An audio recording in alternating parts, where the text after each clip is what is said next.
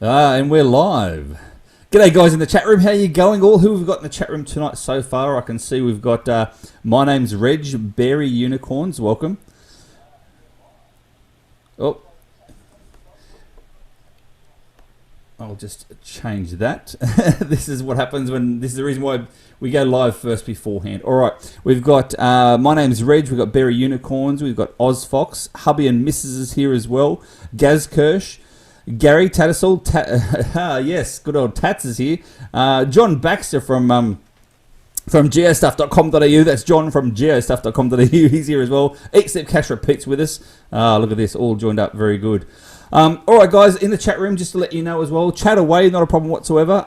Except Cash Repeats, she's our moderator for tonight. Any questions at all, make sure you tag her, and we'll go from there. If you do have any questions of days from the Mega coming up down in Parkville, just make sure you tag Eat Sleep Cash Repeat, so at Eat Sleep Cash Repeat in your comments, and then that'll highlight it for us and go from there. So yes, and Matthew, g'day mate, you first, and Formol, welcome. All right guys, we're going to make a start on this very soon. Give me 1 second just to get everything organised, get the music going. Little Miss Longlegs and Little Miss Lefts are here as well. I saw that. Good to see. All right, let me get a start on this. I had this up before. There we go.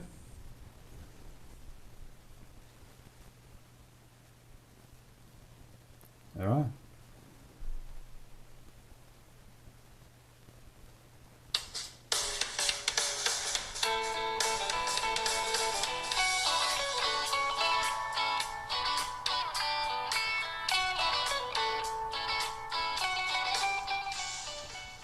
And g'day guys, welcome to episode number 2 of Geocaching Downunder podcast. I'm your host, Simo Shell, and tonight we actually have a special guest with us, and the special guest is none other than the president from Geocaching Victoria Incorporated, and that's Day 1976. G'day, Day. How you going, Craig? Nice to be here. Yes, good to see you, mate. Good to see you. And a big shout out to geostuff.com.au for all their support of this podcast as well, and geocaching in general. All right. Tonight we have a great show lined up for you. We have obviously some geo news and chatting about some big upcoming event in the Parkville Mega event. That's going to be our main topic for tonight. We then have some mail from our listeners and a geocache story of the month, which unfortunately I feature in. So if you're listening live, say g'day in the chat room and enjoy the next 30 minutes of Geo Chatter. So let's hook right into episode number 2 of the Geocaching Downunder podcast.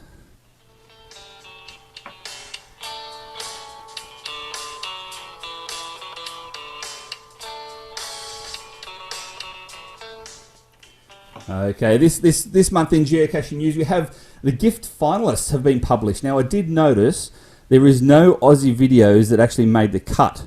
However, there is one person in Queensland I know submitted something, but obviously they didn't make it. Day, did you know of anyone who's submitted any videos for the GIF? No, I don't. I saw they had the trailer out today for the GIF movie, but no, I don't know anyone who's submitted it at all.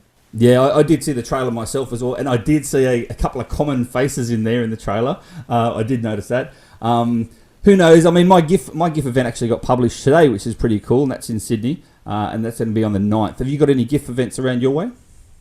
There's one in Ballarat. We have down in Victoria. There's actually been a GIF event published on the Sunday of the Parkville Mega. That won't get a souvenir, but it is still. We'll be showing the GIF on the Sunday on the Parkville Mega as well, too, directly after the closing ceremony. Oh, right, that's right. We do too. Next up in news, we have obviously the new souvenirs just been advertised in regards to geocaching the connoisseur. And now it's the same as last month, except this time it's 60 points instead of 50 points. Now, how you get these points is this. If you find a cache with just a normal plain pill bottle, mint tin, with no favourite points or whatever, it's five points for that. But if you find a good quality cache that's got 10 favourite points or more, you get 15 points for that particular cache. You get 5 points for events, and if you drop a 2B, it's 1 point. So I do actually like the idea that's encouraging the new players out there to go find good quality caches, and hopefully they learn from the good quality hides and not just hiding the mint tins in the guardrails anymore. So yes, and by the way, I did get my connoisseur today. Have you got yours yet, Dave? Not even close. I don't really chase the souvenirs too much.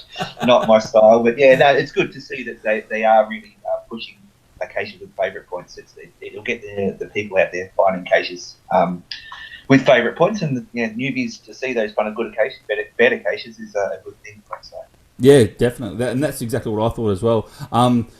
And I've actually got mine on a little power trail. Now, each of these, my power trail, is only kind of new caches, but they all had 15 to 20 favourite points each, and well deserved too. And I had to have the five favourite points up my sleeve to give them one each as well. So that was today for me. It was unreal. Oh, I loved it. It was like 2 hours of bliss.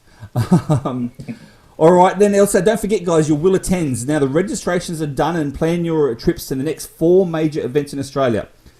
This month actually kicks off with the WA Goes Big, and that's on the 13th and 14th of October in Dunsborough.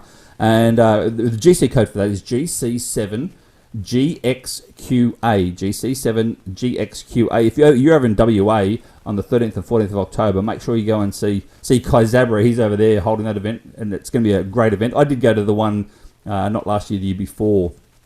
Actually, no, was it last year? It might have been last year's one. It was last year's one. It was a great event.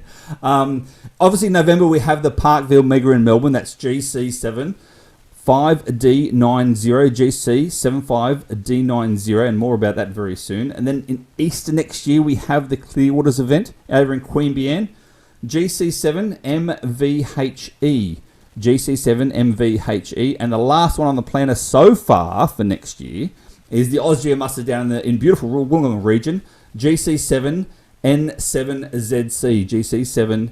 GC7N7ZC, held at the beginning of July. And I do believe that's actually school holidays for most states, and including New Zealand, which is the easternmost state of Australia. So make sure, guys, you plan your trips, get your will attends in, make sure you register on all their geocaching pages and go from there. So next up, guys, so that's all the geocaching news we have for tonight, but next up we have the official interview with Day himself about the Parkville Mega.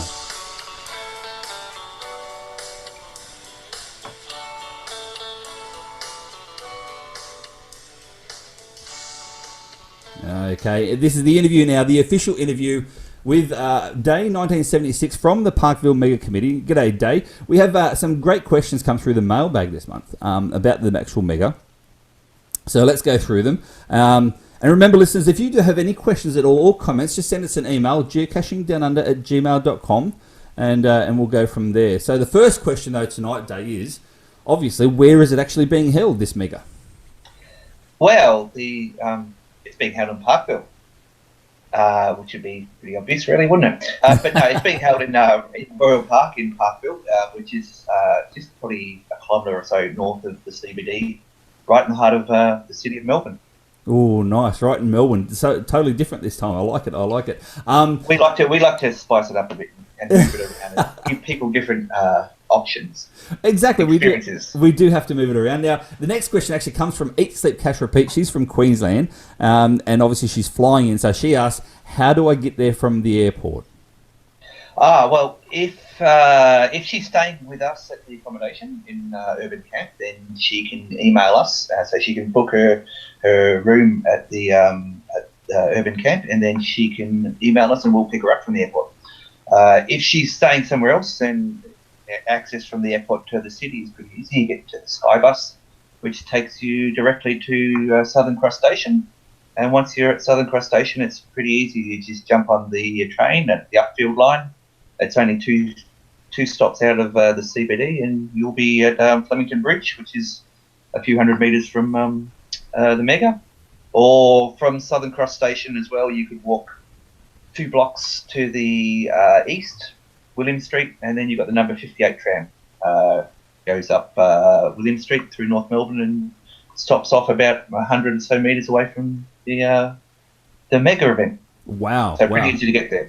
So very easy to get there by the sounds of it. And if you're flying into Melbourne, and if you're actually staying, what you're saying is if you're staying with you guys at the event itself, you'll pick them up. They've actually got like a shuttle bus, do you? Or? Yeah, we've got a number of volunteers who are picking people up. So we've got quite a few people staying with us over the event weekend at Urban Camp. They've booked their accommodation, and we made it obvious that if you're coming in from interstate, then we will pick you up from the airport. Wow, that's brilliant, mate. we'll send people out and pick you up. So you just got to email us your flight details and we'll pick you up. So providing you're staying with us, we'll do that for you. Oh, wow, that's incredible. Oh, I like it. I myself, I'm actually driving from Wollongong, so now my question would be is there because I'm driving, is there parking available? Yep, plenty of parking. So a few hundred metres north of the event is the State Netball and Hockey Centre. And we've spoken to them and they have allowed us to use their parking. They've got ample parking up there. It's all completely free. You don't have to pay for parking at all. So just... you drive into the event location and a couple of hundred metres past where you drive, there's huge amounts of car parking up there. Just park your car wherever you want and walk your way yourself down to the mega event. It's pretty easy to do. So, and I'm sure there's caches along the way as well. There's a couple of caches in there as well too. Who's actually coming to the Parkville or the mega itself? Do you know the demographics and whatnot? Well, I'm going and I'm going. So yeah, that's two. So, last time I checked, I think there was about 380 will attend. So we're getting up there, which is good for the event. But yeah, you're right. It's interesting who is actually coming. We spent a lot of time and effort running lead-up events, not just around Australia, but also internationally. So we had 40-something lead-up events in 15 different countries. Wow. And as a result of that, we've got people coming from Norway and Sweden, USA, Germany, Slovakia, Czech Republic, and the most eastern state of Australia, New Zealand. We've got them coming, and there's others. There's quite a few people. So we've got them coming from all over the world, which is something we really wanted to do, and that's happened really well for us. So we've got cool. 5 reviewers teams from around Australia coming. So. Which is quite a good turnout for some of the reviewers coming. We've got 2 reviewer teams from Germany coming, and we've also got a couple of the lackeys from USA coming. So it's quite a big turnout from the internationals as well as people from all around Australia as well. So it should be quite a good mix of people. That's brilliant. And obviously, all the way around Australia as well. In I would dare say all states of Australia would be there represented. Yeah, every state of Australia is represented, and yeah, it's and even the most eastern one. Yes, and we've got as I said, quite a few internationals, and I've found the internationals over the megas that I've attended have really added to the flavour of the whole event. So just being able to meet them and talk about their geocaching experiences in a completely different country is quite an experience to do. So. And I find myself, especially with internationals, because I go to a lot of events here in Sydney, just little events here in Sydney. But the internationals who come over to hold their events in Sydney just love talking about Australia, the new things that they find, and the biggest thing is how dangerous the animals are and stuff in Australia. That's what they're scared of the most. There's nothing dangerous in Parkville, but that's.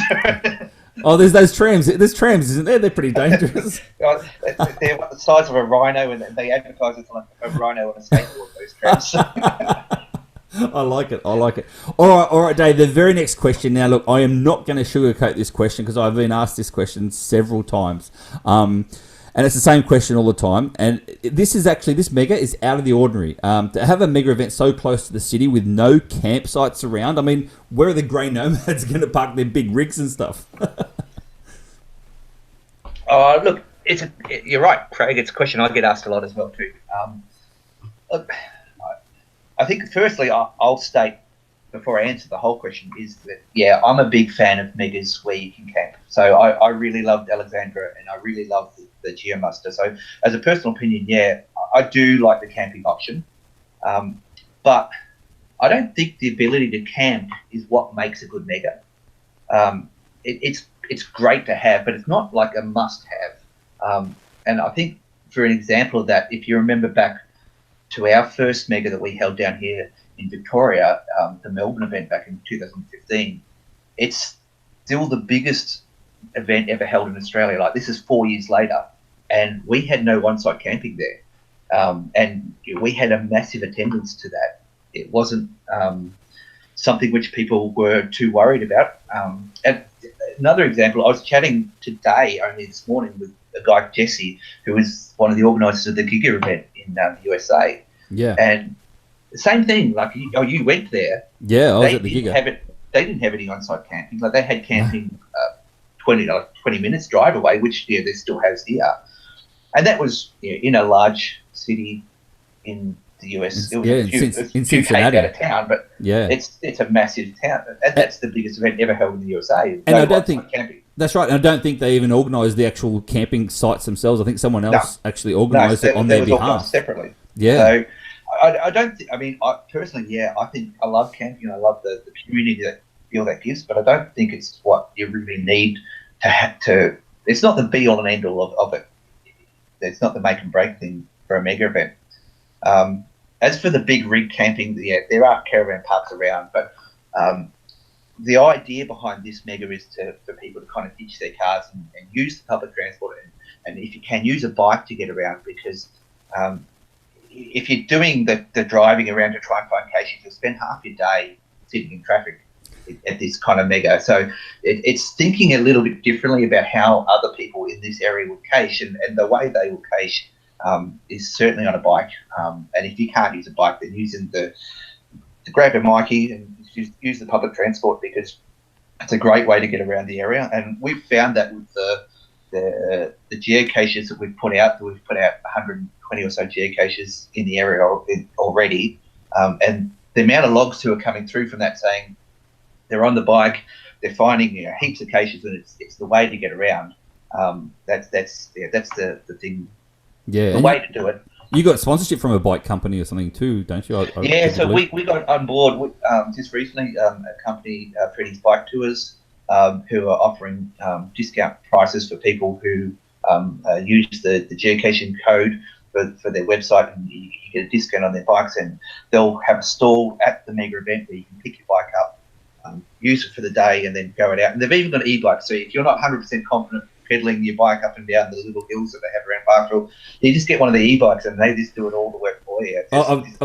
I'm telling you, the Grey Nomads, they've all got those e-bikes on the back of their caravans. I've seen them, especially P. Prass, for instance. He's bought his years ago when they first came out. Yeah, so P. Prass can ditch that bloody Land Rover he's got, because if he wants a Land Rover, and just get the e-bike out. That's all he needs. So exactly, and tyres are much cheaper on the e-bike than what they are on the Land Rover. I saw his car up on a hoist anyway. My Land Rover's not on a hoist, but anyway. Exactly. I don't know where that guy drives, but anyway. He won't get any punches on the roads in Melbourne, that's for sure. No, that's good. And look, I'll be honest with you as well, Day. My mindset is this. I live in Wollongong and I work in Sydney, and I do a lot of my caching between the two. I do cache a lot in the middle and the heart of Sydney. There are muggles galore. It's urban. The GPS doesn't work around there. But you know what? It's just a fact of life. It's part of geocaching. It's not all about the walking the kilometres, in the beautiful bushlands of Australia to grab these big caches. Sometimes you've got to get those little nasty nanos that are hidden under a bench seat, for instance, where there's some old people already sitting on the bench seat. That's all part and parcel of the geocaching experience. Oh, look, it's always going to be. There'll be people who will. It's just not going to be their cup of tea, and that's fine. Most of the caches that we've put out as part of the Parkville series, which, as I said, there's about 120. They're not nanos. We didn't do nanos. That's not what we do. We try and encourage something a little bit more than that. Although I love hiding a nano myself, and personally, as myself, myself as a cacher, I own a lot of caches out in the bush. I own probably most of the high altitude caches in Australia, and if I don't own them, then I've found them. And if I haven't found them, they're on my to-do list very soon. And certainly long hikes, big hikes. That's what my caching experience is, which is why I don't get the souvenirs you're talking about before. My caching is, I'll plan one trip a month or one trip every couple of months to go find half a dozen. So for me, Parkville is certainly stepping out of my comfort zone, and it's something which I'm looking forward to. It's a different caching experience. As that's what we do. Alexandria was different, Surf Coast was different, and Parkville is really different. So there's a lot of people out there who don't get to cache in the country, and we're always saying, come out to Alexandria, come out to Surf Coast. These are the megas, and this is where it's going to be great. And so this is kind of turning it around on itself a little bit and saying, why don't you guys come into the city and try this out? Some people will walk away from this with a completely different view on urban caching, I think. So if they can get over that mindset of that's what we're doing. So exactly. And actually, just quickly, Sarah from New Zealand. I think Sarah's from New Zealand. She just said in the chat room, why is it that nanos are the only things you find for the next 3 weeks after you pick up a trackable? So true. Yes, I'm getting to the point now where I have to sort of say no to trackables because I end up putting them in caches which are a long way away from anywhere. I know. I'm just lucky. I've got actually a large TB hotel on my way to and from work. That if I get anything left over, I'll just drop them in there. But that's up to 50 odd trackables in there now. So. Someone's calling me from Sydney. All right. No, you're right, Dave. I'm actually coming down as well, and I'll be there for most of the weekend. I'm even thinking about doing a podcast from down there, live one, which is pretty awesome. But what fantastic. Someone else has actually already asked as well, what if I can only make it for 1 day? Can they still log the mega if they only make it for the 1 day? Absolutely. It's every mega. If you can only make it for 1 day or only 1 hour or only 1 minute, you log it. There's some people who will come down and, from our experience, will be on site for dawn to dusk, Saturday and Sunday, and they won't leave, and they'll sit around and talk the entire time, and that's their mega, and that's great. There's some people who just turn up for 1 day, and they'll be. I know there's already a group of people planning on trying to grab the 11 or whatever cache types in a day, and so they're going to start their day at the top of Mount Buller, where the only webcam in Victoria is, and they're going to get the virtual and get the earth cache and get every different type they can, and finish up with the mega. So they'll probably just drop by for a minute, sign the logbook, and continue on. So the mega experience is what. Yeah, that's it. So the mega experience is what you want to make it. It's it can be a real social experience. It can be just grabbing the icon. It can be anything you really want it to be. Yeah, exactly. I mean, look, I've been to a couple of megas now over in New Zealand. Obviously, the Giga and the Ozmaster. I mean, different for the Ozmaster for me because I was obviously part and parcel of the committee, so we were very, very busy, and I didn't get out hardly at all. It was nice to go to a mega where I didn't have to worry about organising. Exactly. And this is what my life's going to be like when I come down there with you guys. Is that I'm going to be like experiencing it like a normal geocacher. But also Kitty Catch, actually, she's in Canberra, and she asked this question. Kitty Catch, great geocacher. She's actually over in Seattle at the moment as we speak. As well, she went over. I saw some photos. Geo Coin Fest and HQ and whatnot. She's asked though, any hints on this year's games, and if we need to bring any special equipment, what activities do you have happening now? I don't know because I haven't been to one of a mega in Victoria. So what's this game she's talking about?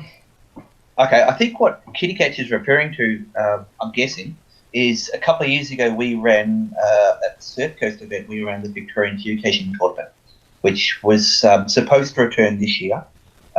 It was a really popular event, thing which we ran, which made up one of the major games for the Surf Coast. But due to circumstances kind of beyond our control, we had to cancel that this year. We were really looking forward to it because it was a very, very popular activity. But there's still plenty of other games that we've got planned. Like there's a number of other games planned that we'll be doing over the entire weekend, different activities and fun things that people get involved with. But yeah, the Victorian Geocaching tournament did get cancelled a couple of months ago. So any of the new activities that we'll be doing, they don't require any special equipment that I can think of. Well, I kind of assumed except maybe a pen. You might want a pen, or one of the. If you're going to do some sort of trail, you need those stamps. They're pretty good as well. Yeah, stamp. That's it. If you want to do that, but no, all the other equipment that I think you're going to need for any of the activities will be provided. So sweet. It's unfortunate the Victorian Geocaching tournament didn't go ahead, but hopefully sometime soon it will. Yeah, and I did think of that as well because I thought to myself, well, no, if you did need anything, obviously you guys would have already put it out there to the community beforehand. I mean, for us to come down. Yeah, yes, the caching tournament which you ran a couple of years ago was very good because it did ask people to sort of say, bring what you think you will need, and people had a lot of fun with what they did, I think. So, but yeah, unfortunately, that's not going to go ahead this year. So. No, that's all right. That's right. Actually, you know what? I've got another question for you, and this is just for me personally and for the listeners out there. Any big news, anything exclusive that you can tell us that no one knows about yet? You know me. You're looking for an exclusive. I am. I'm looking for an exclusive. Yeah. The Yeah. Geocaching Downunder exclusive on the Parkville Mega. That's the journalist coming out of you already, Craig. It is. Well, I guess I think probably the big piece of news that has been confirmed kind of recently, but we haven't released yet. I don't think we've released it. Is in regards to the Meet the Reviewer session. As I said, we've got about. Oh, I think we've lost Day just on the exclusive. Can you believe it? Oh my goodness, we have lost Day, and oh wow, we need this exclusive, guys. Now I'm not sure what he's going to say, and I hope that he jumps back in. Can you believe this? Right on the exclusive part, we'll see if he jumps back in. Oh, Are you there? there you go. There, we missed it. You're back. Yeah, we missed it. What's the exclusive? So that was the exclusive part. Did you get all that? Oh no, we missed it. You did that on purpose. You did that on purpose. No, I didn't. I don't know where did you get me? So. All right. We got you at ha ha ha. We always knew you love exclusive, Craig. That's all we got. And then it was like a pause and nothing. Perfect timing. Oh, it was. So I'll ask that question again. Any news on exclusive? Don't press the pause button. Whatever you do. I was talking about the Meet the Reviewer session. So as I said before, we've got 5 Australian reviewers coming from all over Australia, and we've got 2 reviewers coming from Germany for that session as well too, which will be quite interesting to get their perspective on it. There'll be the 2 lackeys who are coming, and this is all on the Sunday afternoon. But the thing that we've just found out recently is that one of the lackeys that is coming over from HQ is known as Nicole. She actually heads up the section of HQ that looks after the volunteer reviewers. So she heads up the volunteer reviewers. So I think it'll be really good to get her perspective on a lot of the questions that get asked in this sort of session, and trying to get her views on or maybe HQ views on how some of these issues that come up and what their take is on these issues. So it'd be very interesting to have her input on that Meet the Reviewer session. Wow. That's awesome, because I'll let you know, we obviously at the muster as well, we had the Meet the Reviewers. We had quite a few reviewers there, which is awesome. But we did have to, and that was probably the most attended event that we actually had at the muster. It always is, yeah. Yeah. But I'll just say this now to all our listeners out there, and that is, make sure if you do attend this, make sure they are volunteer reviewers, and I had to say this before ours as well. Don't. There's no personal questions here. It's not about what about this cache, what about that cache. Make it generalised questions, and then they're happy to answer from there. Yeah, they were great at ours. And these people are people too, and it's a common courtesy. They're not employed by you. They're not. You don't own them or anything like that. So it's nice to have the general questions is always good. So, but it's and you'll get a lot more out of it if we keep it like that, for sure. Exactly. Now, last but not least, in terms of the question was, what's your plans for 2019? I'm probably asking too much here, but what's your plans for 2019, mate? Me personally, I'm going to retire from cake. No, I'm not. Look, I can't tell you too much, but yeah, certainly I can confirm, and it's already been confirmed, so it's not an exclusive for SR Code, but we do already have a mega planned for Victoria in 2019. So we're kind of lucky that we plan these things we start planning them 6-8 months or so before Parkville even happens. We're planning the 2019 mega, so there's people in the background already working on that kind of project, and they've done a wonderful job. I've looked at what they've been doing. They're doing a great job. So they've already been pre-approved for 12-month publication, so they'll get published sometime in November, this event. The mega classification on the 2019 event will be dependent upon the attended logs that we get from Parkville, so HQ will obviously review those before they'll make it a mega. But I can tell you the site's been secured, and we're pleased that, to let you know that camping will be available at the site. So in 2019 there'll be camping. There you go. For all you grey nomads out there, camping will be available in 2019. Actually, one last question. This actually comes from the chat room itself, from Steve Cody, and that is, do you need any more volunteers to actually help out? And if so, where do they register for the volunteers? Okay, so if you go to the Geocaching Victoria website, which is geocachingvictoria.com.au, you can follow the links to the Parkville event, and then there is a number of blog posts there which will let you give you a link towards getting some more volunteers. Volunteers are what make our mega for sure. It's we've got a great team of organisers. They certainly put a lot of effort into it. But on the day or on the days that the volunteers are the ones who really pull it together. Without, you know yourself, Craig, without those volunteers who are doing all the hard yards, the big events just won't happen like that. So you can't run them by themselves. So yeah, for sure, the more volunteers that we have, the less work that everyone has to do. So it's nice to have the more volunteers we can get. It's pretty good. So even if you're coming for a day or for a couple of hours, just fill in that registration form, and it has all those abilities on there to say, you know, I'm only there on a Sunday afternoon, or I'm available on the Saturday morning or whatever, and then we can find you a place and say, yep, can you just sit on this booth, or can you direct the traffic, or can you talk to that person, whatever the job that we've got. There's a lot of jobs out there, so it's great to have the volunteers. Awesome, and a great question. Thanks, Steve. Thanks for that. So he's actually the head of it. He's actually our head volunteer. So thanks. There you go. It was a preempt question. I like it. So there you have it, guys. Anyway, definitely not an event to be missed. Get your Will Attends in now. Register. Plan your trip to the Parkville. It sounds like it's going to be a great mega, and I'm really looking forward to it. And I'm only staying. Actually, I'm staying off site. I know, but I'm actually staying off site itself because I'm driving down. You're not driving to the event though. You're going to catch a public transport or a bike or. Yeah. I'll cash on the way as I walk. Yeah, right. We'll see. But anyway, as I said before, we might even be able to do a recording of a special podcast from on site. But don't forget, log your Will Attends, register, and make your plans now. It's still not too late. GC7 5D90, GC7 5D90. So next up, we actually have our GeoMailBag, and Dave, obviously you can stick around, mate. Not a problem at all for that. I will.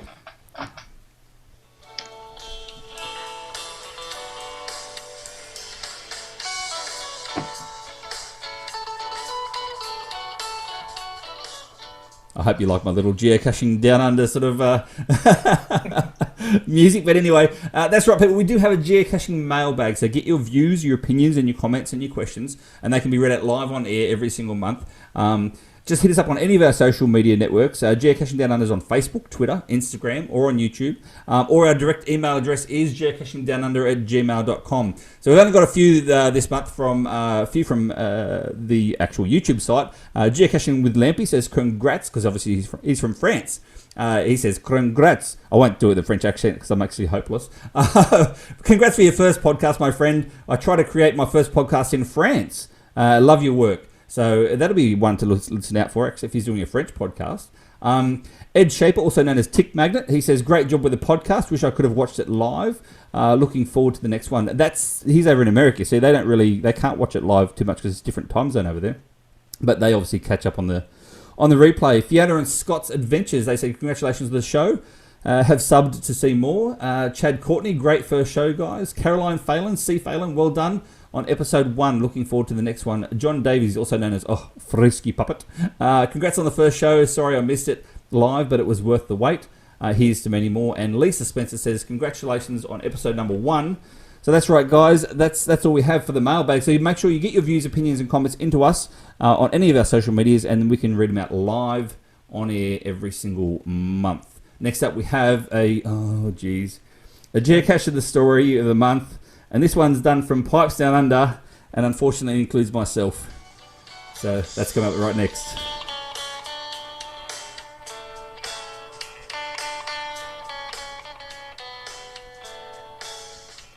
Okay, as I said, this one's from Pipes Down Under. And he says, this is a long story. Well, it's not long, but it's a bit embarrassing. G'day, C. Michelle. You know this story too well. It was a time when C. Michelle and I were caching together, and an evil hide had just been published in the area. It was listed as a T4, as you could not get to watercraft to the area, so it's not actually a T5. So we drove down to the start of the trail. Here we jumped out of our G four-wheel drive and started to walk along the dirt walking track. We didn't see anyone along the track, so we were excited to get the FTF. We had walked around 1 kilometre when the arrow to the GPS turned 90 degrees to the right and pointed directly to a small island with a tree on it in the middle of a swampy lake surrounded by reeds and scrub. Definitely an evil cache, this one. So we walked down to the edge of the water. It was freezing cold. It was the middle of winter and around 10 degrees. I began to walk around the edge of the little swamp in an attempt to see if there was another way around, when all of a sudden I heard a big splash and a girl's scream. It was See My Shell, the nutter. He had stripped down to his underwear and just jumped in. I was laughing so hard that I couldn't hold my phone still while trying to film him. He whinged and complained, all while breaststroking his way across this swamp. Now this is where the story gets disturbing for me, because as he got out of the small, as he got out onto the small island, his body emerged from the murky water, much like the creature from the Black Lagoon. I won't describe it in too much detail, as I'm still trying to get the image out of my head. He waded to the tree, and then I heard the great sound of "Found it." He then yelled out to me. We were the first to find, and he said, "Pipes, I'm happy to share the FTF," and I thought, sweet. But you need to come and sign your own name. Oh, good grief. It was then I realised that I too would have to strip off and take the plunge. So down to my underwear I went, and I went in. It was freezing cold. Finally get to See My Shell, to hear him giggle at me as I did to him. Just as we signed our own names and placed the cash back, See My Shell fell over a branch and we both began to laugh hysterically. At the same time, some lady dog walkers were walking past and heard us. They stopped and spotted us. Now, Pipes Downunder is 60 years old. I'm in my 40s. In the middle of the winter, standing on an island, muddy, dripping wet, shivering and giggling, all while only in our underwear. I wonder what those ladies thought of us. Either way, it's one of my favourite geocaching moments and such a fun story to tell. So yes, thanks for that image, Pipes.